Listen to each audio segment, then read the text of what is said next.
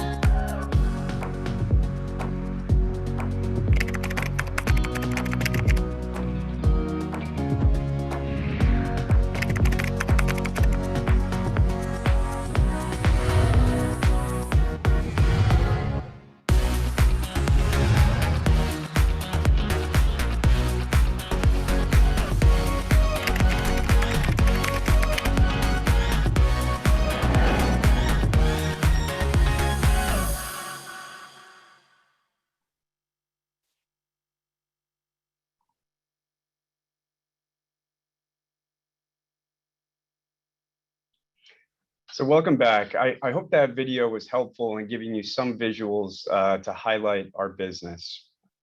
So since we last had our Capital Markets Day in 2019, our generics business has grown significantly to today. Today, we are a top 10 generic non-injectable manufacturer in the US with significant scale and market presence.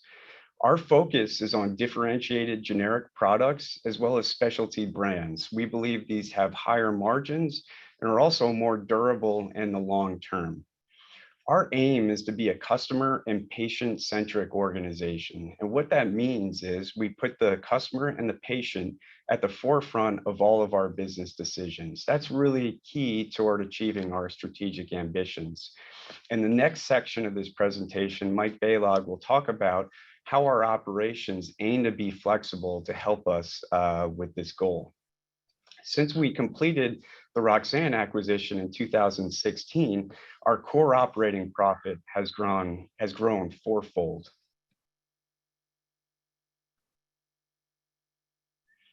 Now turning to the financials, over the past 6 years, the generics business has gone on quite a journey. If I go back to 2015, the business was really a limited scale business. The entire portfolio was solely focused on oral solids. Then in 2016, we acquired Roxane Labs. That really transformed our business. It brought us significant portfolio scale. It brought us diversified manufacturing technologies, and it also brought us an R&D engine for growth of the future. Unfortunately for us, that acquisition also coincided with one of the most difficult periods for the generics industry, where there was significant price erosion. That impacted our business as well, and it impacted particularly the profitability of our business. So we really needed to focus on improving the business, making some significant changes to return us back to growth and also improve our profitability. We started to see those gains in 2018 and 2019. We were able to grow the top line and, more importantly, improve the profitability into the high teens. Then into 2020 and 2021, we started to see a significant contribution from the pipeline. This helped us to grow the top line more significantly and even bring the bottom line into the low 20s. So reflecting back on the last time we had a Capital Markets Day presentation, we set out a long list of near to medium term priorities in order to improve the business. They included selling the Eatontown manufacturing facility, consolidating our warehousing and distribution operations, tech transferring all the products that were previously in Eatontown to both our facilities in Columbus, Ohio and Amman, Jordan. We had to optimize the workforce according to the future needs of the business. We implemented operational efficiencies all throughout the business. We clearly identified cost savings and then put projects behind them to achieve them. And importantly, we improved our service levels to enhance our reputation and really give us the license to further grow our business. So as you can see here from this list, it really was all encompassing in terms of the change that we needed to implement. I'm really pleased that sitting here today, we successfully achieved what we laid out to do. So we were able to sell our Eatontown manufacturing facility in 2018. We consolidated our distribution facilities into an operation close to our manufacturing facility in Columbus, Ohio. We did tech transfer all of the products that were previously in Eatontown, and it was quite an effort to do so. We streamlined our management layers to be more efficient, to have faster decision-making, and we reduced our headcount so we could properly meet that with the volume, the demands for the near term, as well as the future. This resulted in significantly increasing our production output per employee. So today we're operating at a higher tablet per employee than we ever have. This also resulted in significantly lowering our overhead cost per unit. So we're producing more, and we're producing more at a lower cost. And lastly, we achieved the metric that we set out for ourselves as being 95% plus service level rating, particularly across our key strategic customers who really demand us to be at that level or even better. So sitting here today, I couldn't be more proud in the amazing effort for our team in order to deliver these changes to the business and to deliver the results that we have done so far. Looking at 2021 and beyond, we have a number of long-term priorities. Quality is and will always continue to be number one. We need to operate at the highest quality standards and have that ingrained in our culture. We also can't rest on our laurels in terms of finding cost efficiencies. That has to be a part of our every day-to-day business. We'll also continue to add new technologies and capabilities that can improve our pipeline, our portfolio, and our manufacturing operation. And our Insys acquisition is a great example of that, where we acquired some unit dose manufacturing technology. We brought that into our facility in Columbus, Ohio, and we've now commercialized our first product from that line. And Mike Balog will talk about that later in his presentation. Respiratory and our Hikma specialty businesses, these are two important growth drivers for our future. So I'll talk about them in a little bit more depth today. And then we'll always look for inorganic opportunities to complement our pipeline. And these can be all across the board. They can be product licensing deals. They can be contract development and manufacturing partnerships. They can be M&A deals at the product level or the company level. We're always looking for inorganic opportunities to help complement our organic growth. Now I want to talk a little bit about the pipeline. And where I'll start off by saying is that Hikma continues to reinvest in our pipeline. As a group, we invest 6 to 7% of our net sales into R&D every year. And I'm very pleased to say that even during those more challenging times that I talked about earlier, we continue to make that investment. So Hikma has made that commitment toward reinvesting in the business, reinvesting in the portfolio so we can continue to grow. In terms of our pipeline, we continue to replenish it. So at any given point in time, we have products in our pipeline at all stages of development. They could be at the early stages in terms of us just selecting them or being at early formulation, all the way to the late stages of being tentatively approved or approved, waiting for a launch date. In terms of the makeup of our pipeline by dosage form, we have products across a wide variety of dosage forms. And because our focus is on differentiated products, greater than 50% of our pipeline is in the more complex dosage forms. We also have a balance of paragraph 4 products and non-paragraph 4 products. Paragraph 4 products are those where we're challenging brand patents. We're trying to challenge patents to get on the market before those patents expire. And it's important to have that balance of paragraph 4 and non-paragraph 4 products to balance both near and long-term growth, because the litigation process for some of these products can take longer. So we believe it's important to strike that right balance.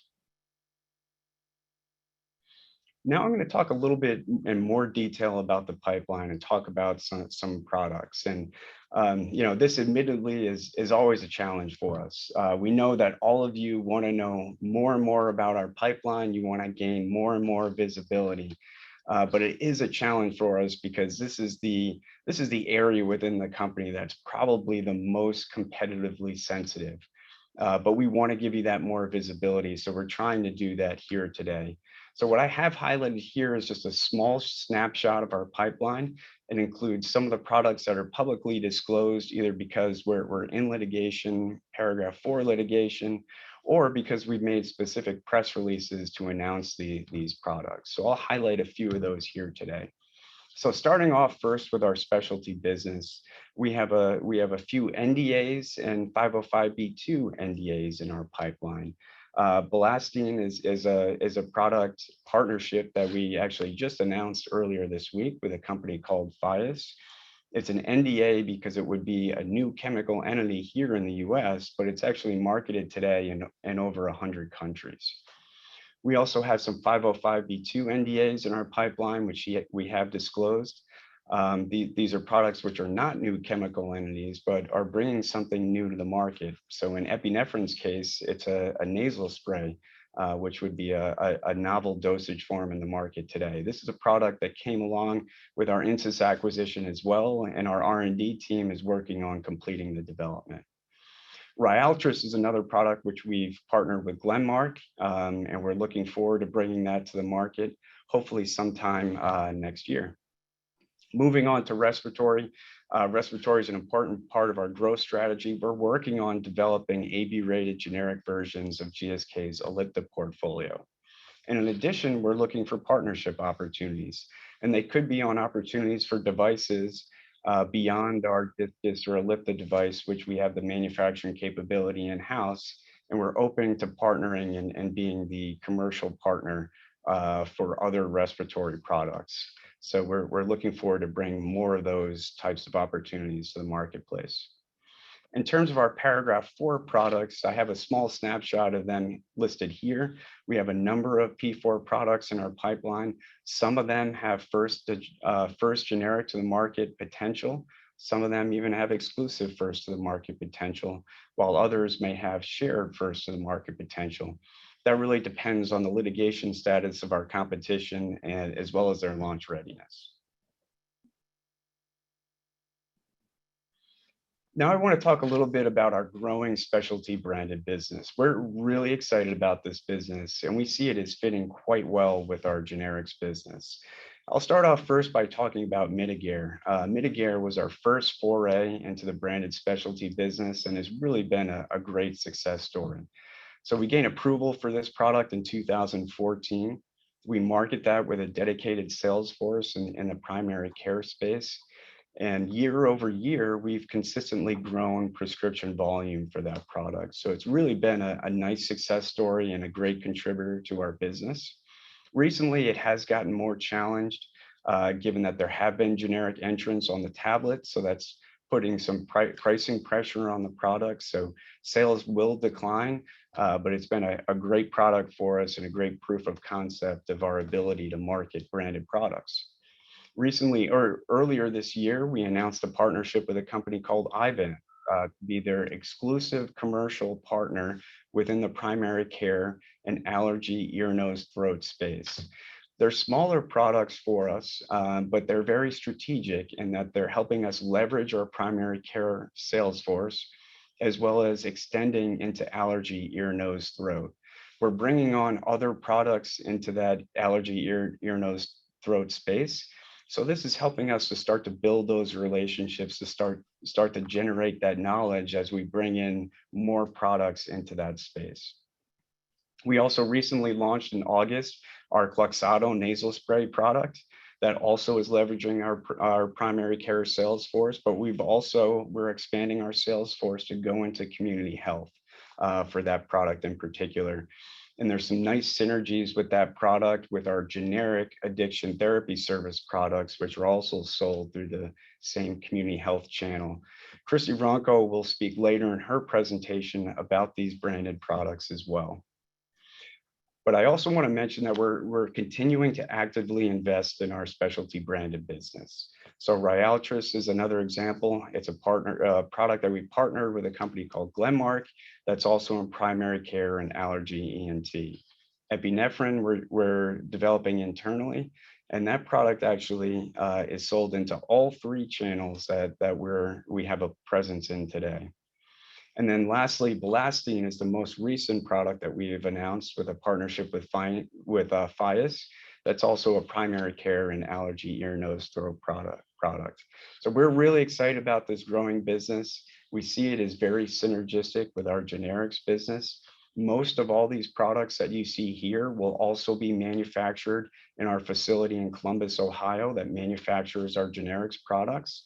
And it's also supported by all the support functions that support our generics products, such as finance, HR, IT, et cetera. So working together hand in hand, our generics and our specialty branded business are helping to reduce the cost overall for the entire portfolio. So moving on to respiratory. Respiratory is an important part of our growth strategy moving forward. We're really pleased to have gained approval for our generic Advair Diskus product, which we launched in April of 2021. We're steadily gaining market share for that product. So we're glad to have our first respiratory product on the market. We've extended our collaboration with Vectura to develop AB-rated versions of GSK's Ellipta portfolio. This leverages the dry powder inhaler development expertise, all the learnings that we've gained through our experience with generic Advair, and also leverages the significant manufacturing infrastructure that we have within our operation in Columbus, Ohio.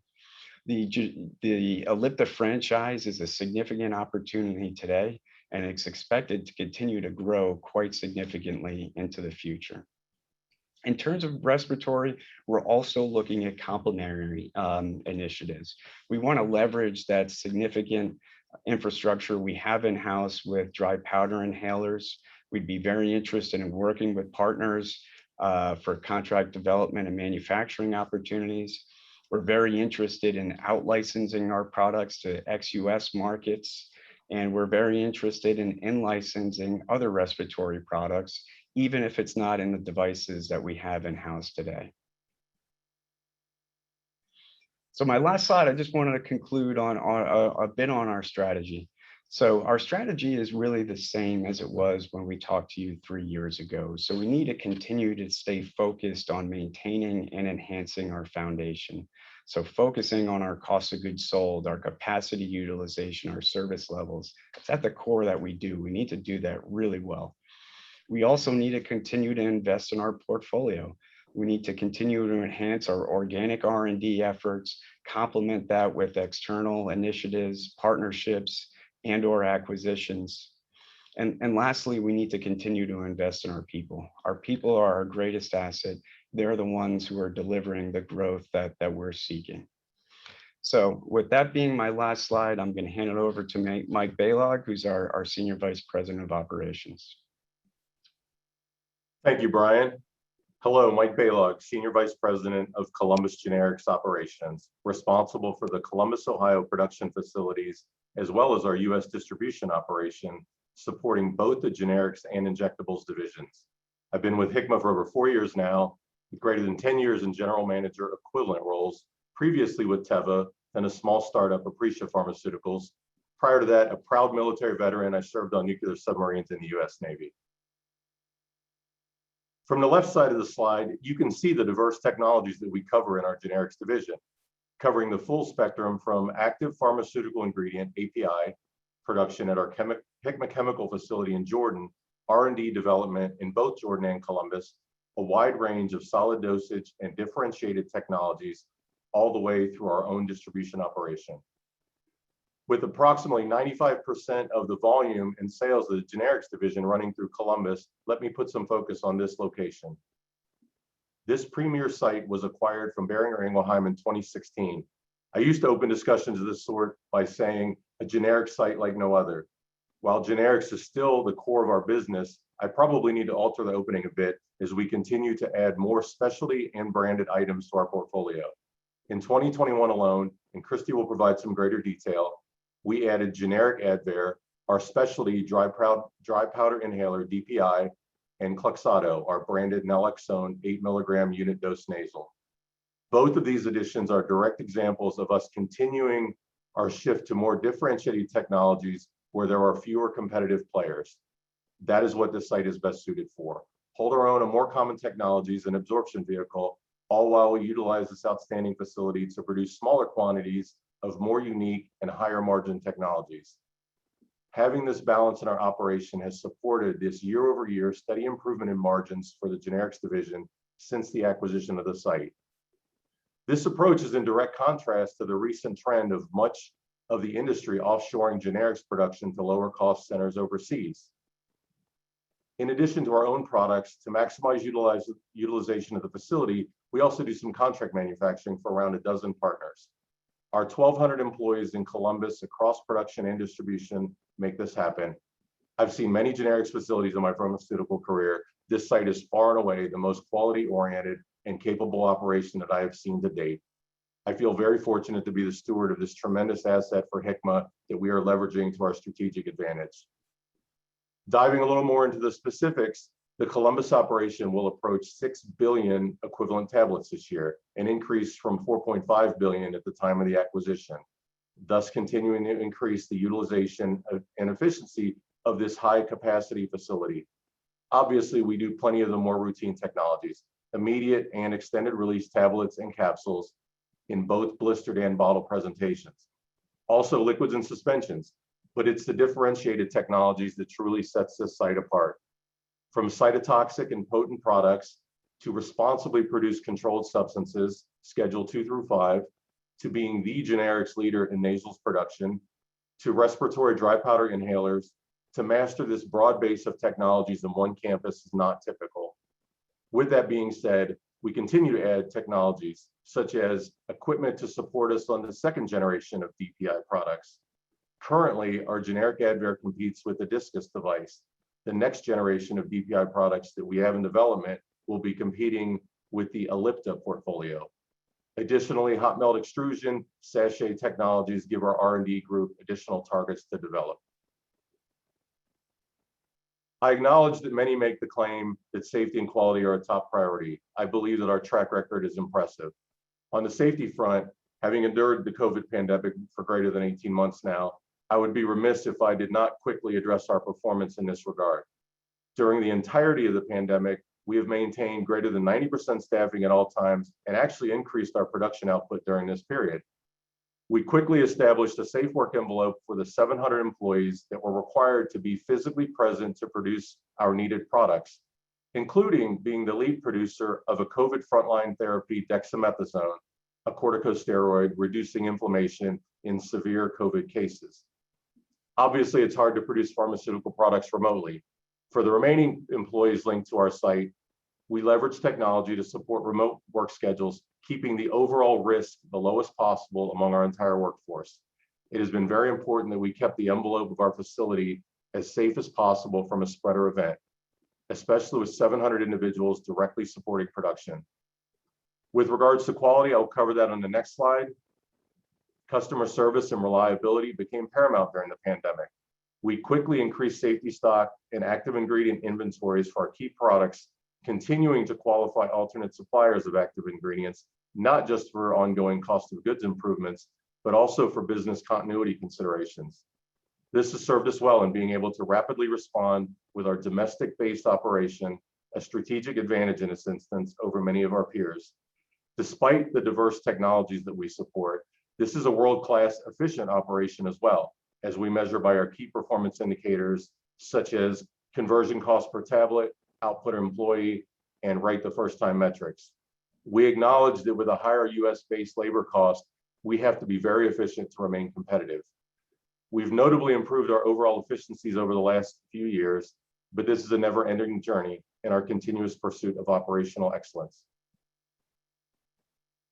Jumping back to quality, approved by 10 international regulatory agencies around the world, including the FDA and DEA domestically, this site has successfully completed greater than 60 inspections over the past decade with 0 critical observations.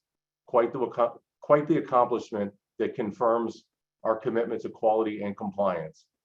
It should be noted that we are currently a designated training partner with the FDA, assisting them with the training of new inspectors at a non-sterile facility. An incredible honor to be held in this high regard. Over the last 2 years, we've hosted close to 80 newly qualifying field inspectors, training them on what a well-run, quality-minded, non-sterile facility looks like. They've already booked us again for 2022. We fully support this collaborative effort with the FDA. Shifting a little bit to distribution. Following the acquisition of the Columbus production facility, a new distribution center had to be established to process the higher volume of the larger organization, including generics and injectables. Strategically, Columbus was chosen for 3 reasons. First, same city as the largest facility in the network. Also located in Columbus, our purpose-built distribution center went live in 2017 and is just 20 minutes away from the operations we just discussed. Second, central to the core population of the United States. Geographically, Columbus is within a day drive of approximately 60% of the US population, as you can see on the graph, a smart selection for a distribution center. And finally, proximity to key wholesalers. AmerisourceBergen, Cardinal, and McKesson represent a large portion of our distribution volume. 2 of those 3, AmerisourceBergen and Cardinal, have their national distribution centers within 2 miles of our location. The third, McKesson, is within this one-day drive in Olive Branch, Mississippi. Having these key partners very close to us has stabilized our delivery patterns and response times, improving our partnering with these groups that have resulted in improved ratings on their scorecards. For the remainder of the less than a truckload and individual shipments, our geographic location keeps us timely and efficient. Finally, let me close with a very tangible example of the great work that we do in Columbus, our recent launch in August, Kloxxado. In a very short 24 months, we went from the acquisition of this product, naloxone 8 mg nasal spray, to the launch of this life-saving drug, adding another weapon to the battle against the devastating impact of this national opioid crisis. We are all aware of how slow this industry can move at times. In this relatively short period of time, we extracted all production and laboratory equipment out of a Texas facility, relocated, installed, and qualified this equipment for this new challenging combination product. Similar to generic Advair, a combination product is a medical device combined with a drug product. We then produced registration batches, filed with the FDA, gained a first pass approval, and now have recently launched. The Columbus team stepped up to the challenge of this project, bringing this critical drug to market, produced here in Ohio, a state that has been hit especially hard by this opioid crisis. Thank you for your attention. I will now pass to our Chief Commercial Officer, Christy Rocco.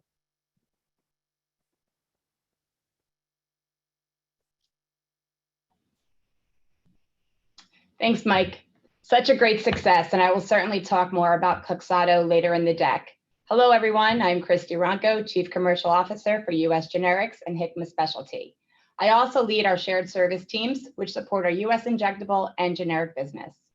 I come to Hikma with nearly 25 years experience in life science across brand and generic pharmaceuticals. Prior to joining Hikma, I spent over a decade establishing and growing Zydus Pharmaceuticals in the U.S. and in various sales and marketing roles with various organizations, including Teva, Sandoz, and Johnson & Johnson prior to that. 3 years ago, I stood in front of you and presented at our last Capital Markets Day, after less than 3 months with the organization. Since then, we have transformed and strengthened Hikma Generics commercial operations and culture. To improve customer service and maximize our opportunities, we created 2 commercial verticals. One focused on the generics category and our key trade customers, and the other focused on building and expanding our specialty brand business.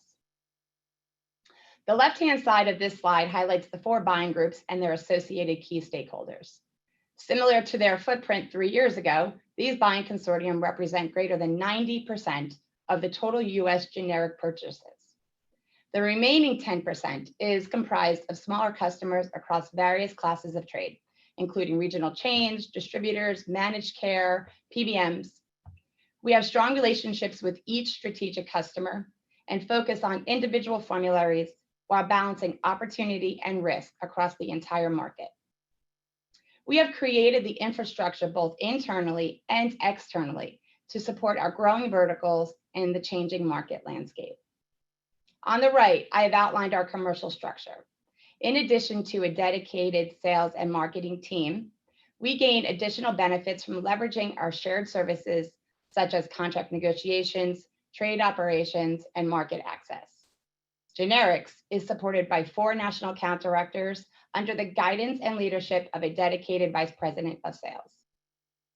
On the specialty side of the business, we have a comprehensive commercial team of more than 100 full-time employees, including a dedicated head of sales, 7 regional managers, over 70 field sales representatives, government liaisons, and medical experts.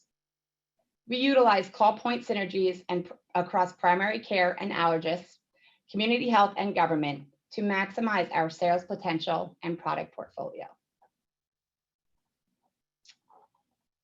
As Brian mentioned earlier, we have been focused on fixing the foundation. We continue to focus on efficiencies and operational improvements in the business. A key part of our margin expansion is our ability to drive these efficiencies and accountability in commercial strategy and operations through people, process, and systems. We have dedicated the last 3 years to deconstructing existing process and methodologies, challenging the status quo, and rebuilding the teams. We have established a new commercial structure and collaborative culture while elevating expectations and empowering our people. This foundational improvement has led to operational benefits that will continue to facilitate our growth and ongoing success. We have solidified ourselves in the market, enhancing our reputation and customer relationships. On a daily basis, it is a well-orchestrated series of events that leads to flawless execution. As Mike mentioned, as a result of our preparation, flexibility, and process improvements, we are viewed as a trusted and reliable manufacturer. This transformation was critical during a volatile time for our industry, and we continue to challenge ourselves to think outside the box and ensure patient needs are met. As Mike mentioned earlier, safety and quality are our top priority, and we uphold the highest quality standards while executing year-over-year COGS improvement, contributing to our product sustainability. Our investment in systems and people will carry forward and support our strategic growth initiatives. I feel strongly that we have a firm foundation and an infrastructure to support our growth potential and deliver strong results. The work that we have done was critical to our launch in success in 2020 and 2021. Now, I would like to share a few examples of the strength of our team and our ability to execute and capture market opportunities. As you heard earlier, we are investing in an expanding respiratory pipeline and other products which maximize our manufacturing capabilities and technology. Examples of key products falling into these categories are everolimus, icosapent, and fluticasone salmeterol, better known as generic Advair. Everolimus, specifically generic Zortress, has been an important product for us. Generic Zortress is a paragraph 4 success and highlights the importance of being first to market with seamless execution. As an unexpected exclusive supplier, we utilize our core competencies to meet the market needs. Next, icosapent. Icosapent demonstrates the team's litigation capabilities and strength of our procurement teams. Icosapent is differentiated based on API sourcing complexities and limitations. We continue to work on our supply of API while delivering on our 2021 commitments to our customers. We do have a multi-pronged approach, leaving no stone unturned, and are working diligently and aggressively to increase access to additional API and finished goods. Third, through our strategic alliance and with Vectura, we successfully launched generic Advair in April of this year. This critical product demonstrates our R&D strength and is the foundation of our future respiratory franchise. Although slow to start, we are gaining momentum and beginning to see consistent customer pull-through from our secured customer base. Another differentiated product and the genesis of our community health platform is Kloxxado, our branded 8 milligram naloxone. Kloxxado is an opioid antagonist indicated for the emergency treatment of known or suspected opioid overdose and is intended for immediate administration as emergency therapy in settings where opioids may be present. Kloxxado is a lifeline to support ongoing treatment and recovery through risk of relapse. Our community health organization focuses on education and support while providing holistic approach to this crisis. The statistics are astonishing. As you can see here, in 2020, more than 93,000 Americans died from a known drug overdose. This is an increase of 32% from 2019. Most opioid overdose deaths are attributed to fentanyl, fentanyl derivatives, or synthetic opioids. In 2015, synthetic opioids were only involved in 18% of all overdose deaths. However, fast forward to 2020, and it appears this number grew to more than 60%. Because of this, more than 30% of opioid reversals involve 2 or more doses of 4 milligram intranasal naloxone, creating a national need for this product. It is imperative that we meet the growing necessity and provide an important new treatment option in addressing the opioid epidemic. We are in a unique position to leverage the synergies between our generic and specialty portfolio and bridge rescue to recovery while meeting a critical need in combating opioid overdose. As outlined earlier, our dedicated community health team is focused on national distribution and awareness of this life-saving product and other substance use disorder treatments, both in the private and public sector. Kloxxado is the first naloxone spray to offer a savings card and bringing value-based pricing and copay assistance to consumers. We have received positive feedback from advocacy groups, physicians, and pharmacists, and will continue to do our part to address this epidemic. With that, let me hand it back to Brian. Thank you, Christy, and thank you, Mike. So I'd like to conclude on a little bit on our strategy as well as our priorities before we then open it up for Q&A. So first, with our strategy, in terms of operations, we're focused on the highest quality standards and best-in-class operations. As Christy highlighted about our commercial organization, we're focused on excellent execution, partnering with our customers, and delivering the best service levels in the industry. We're continually focused on adding and enhancing our pipeline through both our organic efforts and our inorganic. We're focused on specialty and differentiated generics, as well as niche brands.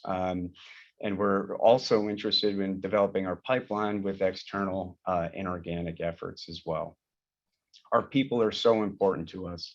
It's so important to develop and retain the best talent in the industry. That's who's really going to drive us forward. In terms of our priorities, we have very clear priorities. We want to continue year over year, top and bottom line growth.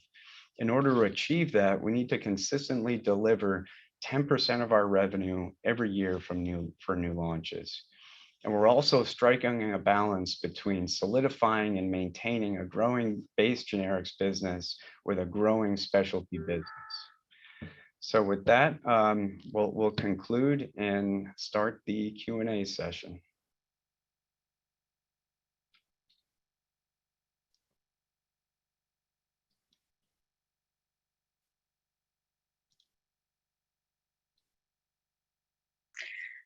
Okay, and now we can start the Q&A sessions. So if you have a question, please use the raise your hand option at the bottom of your screen. Or if you'd like to pop in your question in the Q&A panel, also at the bottom of your screen, please go ahead and I can read out your question to the team. And with that, we have our first question from Pete Verdult. Pete, please go ahead and ask your question. Yeah, thanks everyone. Pete Verdult here from Citi. Thanks for the presentation. 3 questions, 2 are very quick. One's a bit more general. Brian, just on slide 10, the pipeline slide, appreciate it's very difficult to give any sort of granularity, but I appreciate you trying. Just in terms of the comments you made about first to market or where you could have exclusivity, can I just ask you to tease out which products they were? Question number 2, the Belastine deal looks very interesting. Just timelines as to what might be the earliest you get to market there. And then one maybe for Siggy, conceptually about next year, when we think about US generics, or Brian for that matter, you know, we've got a full year contribution and hopefully a big step up in Advair. We've got all the investments to support your specialty strategy, got a likely Xyrem windfall given your exclusivity, and you've got your ongoing R&D commitment.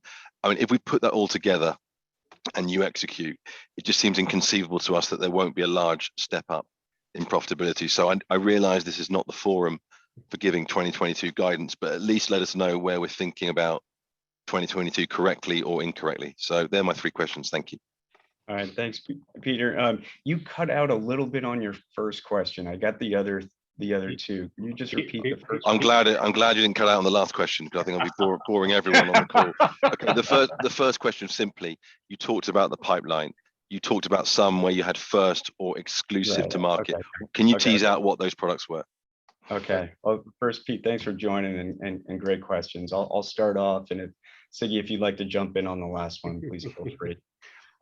So first about the pipeline, as I mentioned in the presentation, this is always our greatest challenge of giving you that visibility, talking about it without disclosing competitively sensitive information. So I can't disclose which exact products on that list are exclusive and which ones aren't. Some of it depends on litigation. Some also depends on whether our competitors are ready to come to the market or not. So I can't comment on that specifically. With regards to Blastine, we're really excited about that partnership. We're really excited about that product opportunity. So it's very early days. We just announced the partnership early this week. We've had very good discussions with Fias through diligence about how that product has been performing in international markets. So it's improved in over 100 different countries. In some countries, it's #1 or #2, second generation antihistamine. So markets such as Japan, Canada, France, and Spain, the product is doing very well. So we're excited now that we've concluded the agreement. We'll work collaboratively with Fias and with the FDA to get that approved as soon as possible.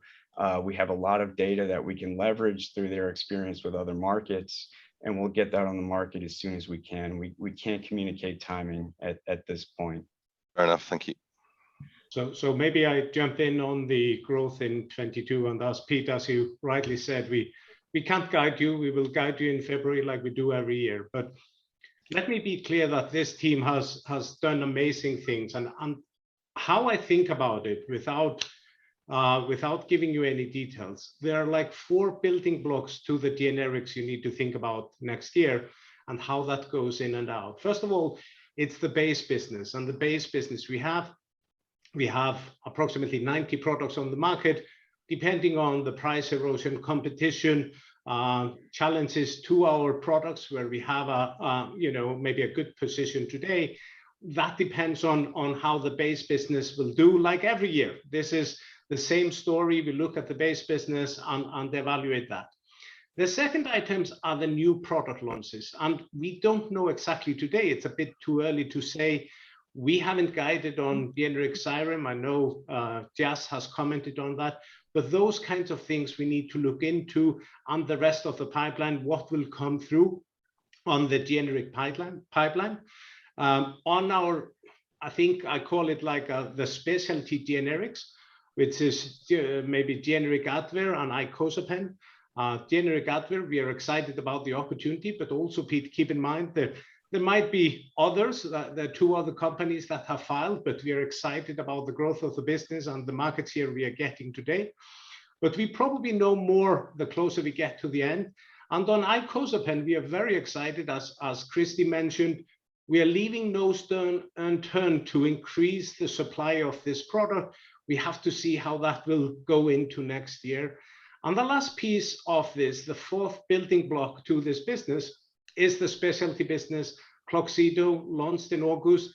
It's too early to say how big that product will be. As both Christy and Brian mentioned, there's been a really good feedback from the doctors and the community about this product, the need for this product, but that has to be turned into prescription. So I feel we have a growing business, no doubt in my mind, but how it will grow, I think we have to wait for the February guidance to get there. But really a strong business, growing business, and this team has executed flawlessly over the last 4 or 5 years.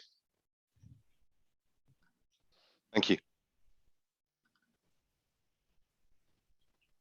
Our next question is from James Vane-Tempest. James, please go ahead and ask your question. Hi, good afternoon. James Vane-Tempest and Jefferies. Thanks for taking my questions. 3 if I can, please. There's a helpful slide up front talking about the changes which were made from 2018 to where we are today. Siggi, I remember when you took over, you sort of were saying, don't judge me on what I do for the next couple of years. Let me make the changes and then the business will be in a position to grow forward. Just wondering if you can sort of remind us some of the key hires which you've made over the past few years and what changes, have been made to put the business on a much more sustainable footing going forward. My second question is, I think at first half results, I'd sort of wondered by the time we get to this point in the year where you'd have enough visibility on pricing between now and the end of the year, because I know we've reiterated the 5 to 7% pricing what you're seeing in your business between now and year end, and also visibility on Xyrem into next year, whether that could be first half or second half, or you can comment on 22 at all. And then my final question is, you talk about maintaining the generics business with a growing specialty business. Just to give us a feel, if the pipeline opportunities come through as they could do, what proportion of the business do you think could be these specialty products in 5 years? Thank you. Maybe I kick it off and then I hand it over to Brian on the chains. Really what the transformation of the generic business has been the execution of the team. As Brian highlighted, we simplified the organization. Many of the team members on with you today, we've been relatively short with the company, great experience. Christy joined just before we had our meeting in 2018. She has brought a great team. Mike, the same, he joined in 2017. So it's a relatively young and energetic team that has done amazing things. In a way, it's gone further than I expected, James, when we met in 2018. I had just joined. And maybe one way of thinking about it would be to think about the gross margin, how we changed that from 36%, which we had in 2017, into the mid to high 40s that we delivered mid-year. Maybe Mike, you could go a little bit through that, what you have seen as the transformation and what have played into the transformation of the gross margin. No, thanks, Siggy. I think there's several significant levers that we've executed over these few years. The first one obviously was consolidation. I think taking the Eatontown facility and making a smooth transition into Columbus and Jordan and doing that efficiently, as Brian described, that was a big lever. Ongoing alternate API programs, we know that that's necessary to continue to improve our cost profile. Obviously, we made headcount adjustments, right-sizing the operation relative to the work that we needed to do. We're a dogged pursuer of operational excellence that's built into our program and everything that we do. Those are probably the bigger ones that have improved the margins as you described over the last few years. Maybe Brian, if you pick up the other questions. Yeah, sure. But happy to pick up the other questions as well. So I think the next question was around pricing. So we have, I'm sorry? Oh, yes, yeah, pricing and Xyrem, so time for next year. Pricing and Xyrem. Pricing, we last year, I think we guided toward mid-single digits. This year, we're seeing slightly higher price erosion on, higher mid to single digits this year. I think certainly last year during the pandemic, there was a lot more focus on supply continuity, given the challenges with the pandemic for manufacturers to respond to. So now there's been a little bit more pricing activity and more activity from our customers. So we're seeing slightly higher pricing erosion this year. And in terms of Xyrem, we have a settlement agreement with Jazz. We have a date certain launch of January 1st, 2023.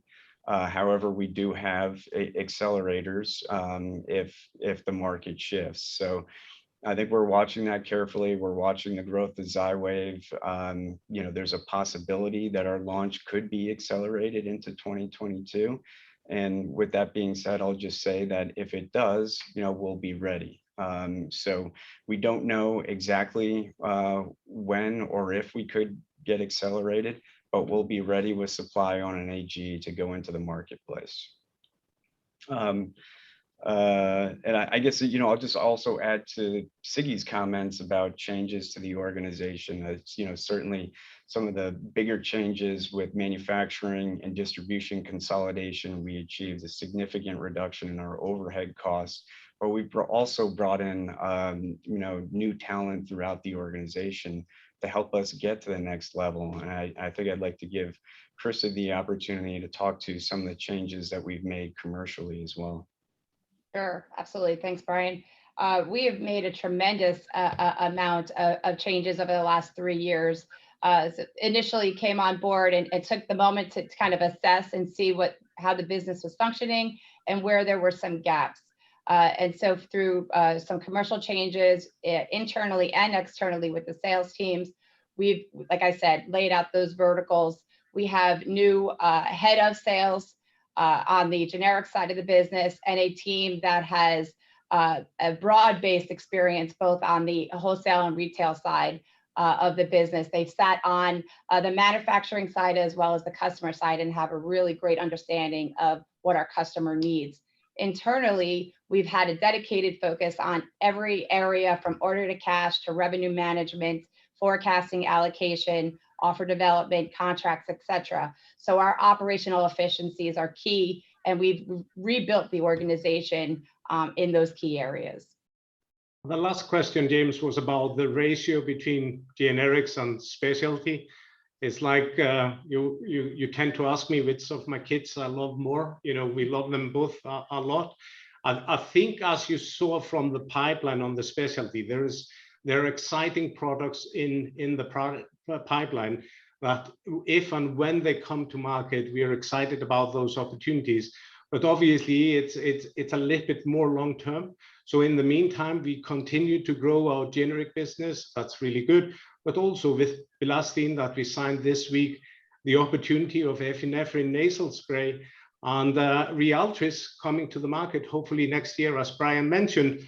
I think the growth, proportional growth on the specialty side could be very good over the next few years. So we are excited about both parts of the business. We want to continue to grow both of them. But by having two businesses, this de-risks the business. And this is the point I wanted to make. So I'm sure there will be more questions about price erosion, but even when we come to a serious, if there would be a really bad year in terms of price erosion going forward, we would see something we saw in 2016 and 2017. We are better prepared today, both with the infrastructure, the cost of goods, and the manufacturing that we are doing with Mike and the team in Columbus, but also in point of having more in the specialty, which is not affected to the same amount. So by building up the two businesses, that helps us even if we see a tough year in the generic pricing environment. So that's the reason why we want to continue on both tracks to grow the business. That's great, thank you. Our next question is from Joe Walton. Joe, please go ahead and ask your question. Thank you. Just a few, please. Firstly, can you tell us a little bit about the barriers to generic Advair adoption? When you have a traditional pharmaceutical, a simple tablet, you get a very quick switch to generic. These more complex devices appear to have much greater patient loyalty or payer loyalty. Do you think, what's the barrier to you getting even a faster adoption of your generic Advair, which, having seen the video, you know, looks almost identical to the originator product? So I'm just looking for the barriers there. And if you could talk about perhaps more generally on the Ellipta portfolio, when you think the first product could roll off the line for you. We just knew how long it took from the end of the traditional portfolio to when we had generics. I'm assuming that it's going to be faster when you have the Ellipta. My second question would be going back to the importance of having product being made onshore in the US.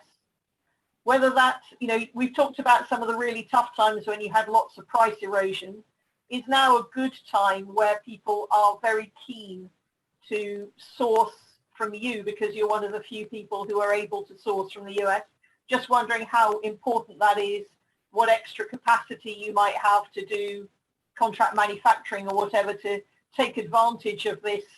We want to have stuff bought locally. And my final question, just to understand your Kloxxado product, you talked about having copay cards there. Do people, I'm obviously not understanding this at all. I can't imagine an addict thinking they might take an overdose and buying one of these and using a copay card. So can you just explain who the people are and, you know, how you do the contracting around that product, please? Thank you. Okay, thanks, Joe. Great questions. So I'm going to start off addressing Ellipta. Mike, I'll ask you to also talk about our US manufacturing base, and Christy, I'll ask you to also talk about GXA adoption and Kloxxado. So first on Ellipta, we're excited to work on these products with our partner Vectura. We think we've gained a lot of experience through our generic Advair experience, which will certainly help us with Ellipta, as well as our in-house infrastructure. We have the manufacturing technology set up in Columbus. So we feel that with the experience we have, we can move quicker, but these are very challenging products to develop. They're complex drug and device combinations. They also require clinical studies. So it will take us some time to bring the first one to market. We're not yet ready to guide timing for our first Ellipta product, but we do think we can leverage our experience to be quicker this time around. And maybe on that, Brian, we could mention, Joe, that if you look into the Orange Book, and this is just general, I'm not guiding you when it comes, but the first Orange Book patent expiry is in 2027. So there is still a significant time until we see the first Orange Book patent expiry on the Ellipta portfolio. But there are other patents, of course, that needs to be overcome to bring these products to the market. But just so you have a little bit of concept of the timing until Ellipta comes. Sorry, Brian. No, that's a great point. There's patent challenges as well. So why don't we, since we're speaking about a respiratory, why don't we turn the generic Advair?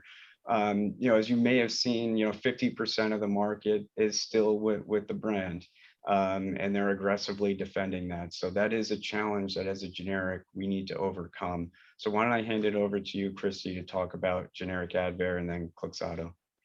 Sure.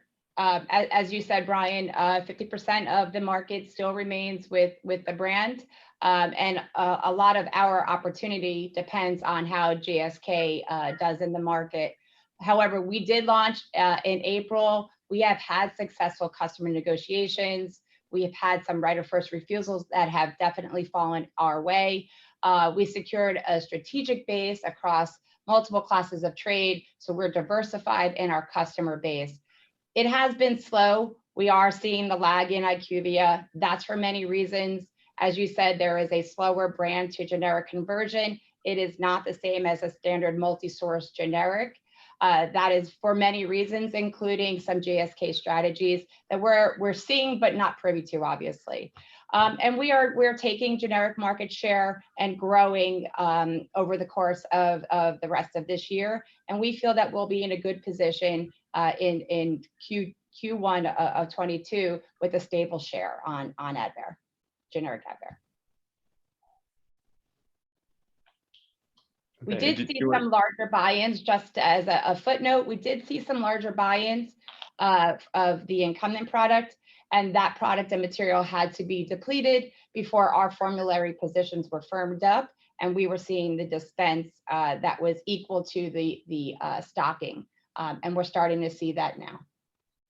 Christy, I don't know if you want to cover the Kloxxado copay card, and then I'll get into the US-based operations. You got it. Yeah. So that's a great question. And we certainly understand that, there's many individuals that we are speaking to that should carry Kloxxado, right? So the family, the caregivers, the mom, dad, the spouse, those are the individuals that certainly should have Kloxxado on hand, and the copay would be there for their support.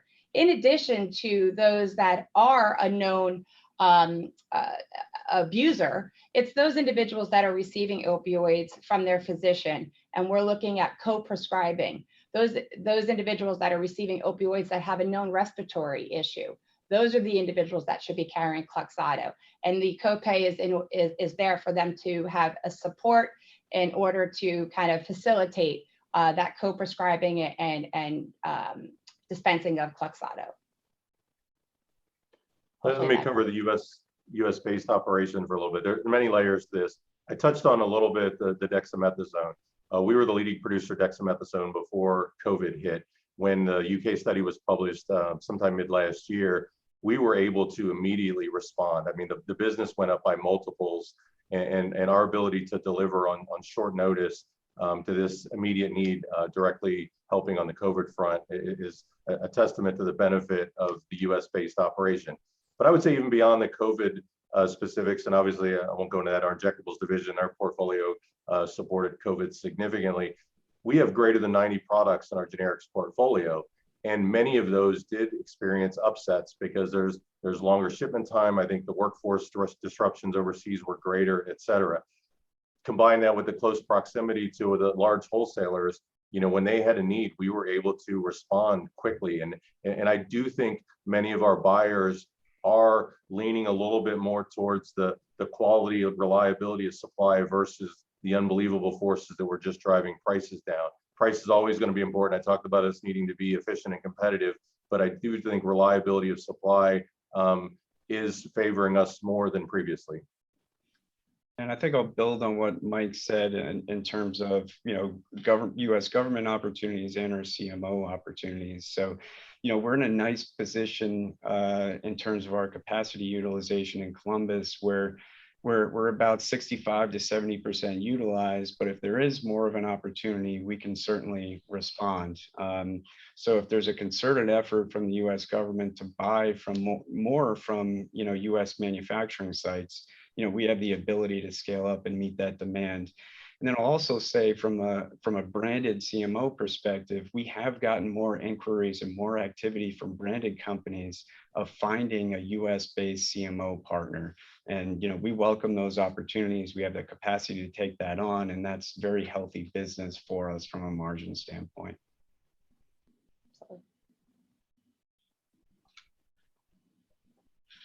All right, next question's from Max Herman. Max, please go ahead and ask your question.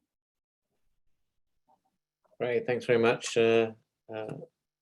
Guys, I've got just a couple of questions. A few might have been asked already. So one was just, I think during the presentation, you made quite significant comments about the views of the market on Hikma and how that had changed over the last few years.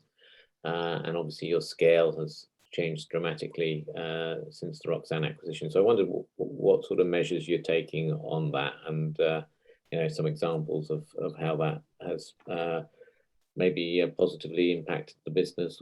And then secondly, just on Bilastine, kind of interested in you call it a second generation sort of antihistamine. I wondered how you see the differential of that product coming to market in the US, with obviously the historical Zyrtex and such in the market. So maybe I jump in, Brian, on the view of Hikma and our positioning. I think, Max, overall, we are in a totally different situation than 4 years ago, both on our injectable business, where we, by the way, in the latest IQVIA, we are now the second biggest injectable company in the US by volume. We just overtook Fresenius in terms of volume, but also on our generic side. And to become the top 10 company is something that when Westward was a few years back with $100 million business was not in sight. So I think that changed. But really what changed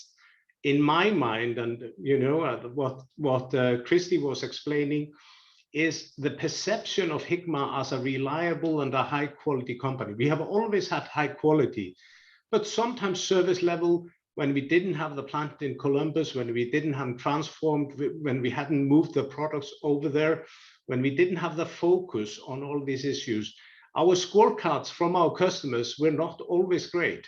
And over the last, especially last 2 years, this has improved significantly for us. So the reputation this team has built is outstanding in terms of that.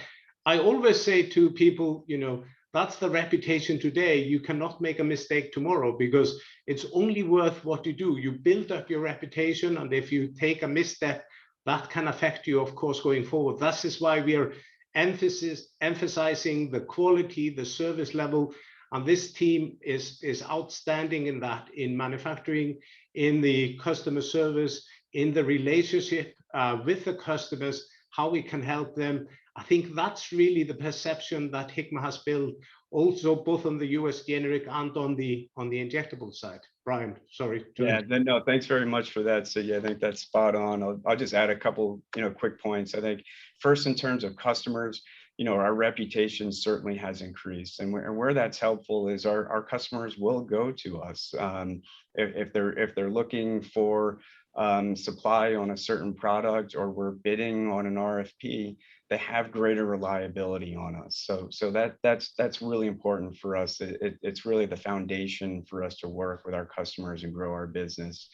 And then I'll also say from an external partnership standpoint, now that we have a much larger business, we're seen as a much more significant business, and potential partners have seen what we can do, how we can execute on both the generic as well as the specialty brand front. We're seeing more inbound inquiries, more opportunities are being presented to us. So, that's exciting from a partnership standpoint as well. I think your second question was around Bilastine, and it's early stages here to go into details about our marketing strategy, but I'll make a couple of quick comments, and then Christy, if you want to add to it. We think the product has performed very well on a number of international markets. It does have some, unique characteristics that we think that will help us with selling the product. So we're really excited to have it in our portfolio. Christy, do you want to make some additional comments? Yeah, just to talk about customer relationships and reputation. So I was able to understand a bit about Hikma's reputation as a competitor before I joined, obviously, and getting the feedback today from our customers and how that has changed. And it is not necessarily how you perform when everything goes right. The customers care about what kind of partner you are and how you perform when things are not going right, right? During the pandemic and COVID, the feedback that I received is you guys came through when you were concerned, you were transparent, you gave us notice, you delivered more times than not, and you can be counted on. That puts us in a different perspective, and we're in a different box than maybe where we were 4 or 5 years ago. The communication, the collaboration with the customer is definitely something that we do more of today. And sometimes we do have to deliver bad news. It's making sure that we are transparent and working with them so that we then become that reliable supplier. And I think that's significantly different than maybe where we were several years back. And we're seeing that in the scorecards, not only on time in full scorecards, but how you hit every other area. Our customers are watching every move we make, right? Are they getting enough notice? Are we being transparent? Do we have enough touch points? Those are the areas that they're looking at, and we are delivering, and we're taking their feedback to heart, and we're trying to improve every day. Great, thanks, guys.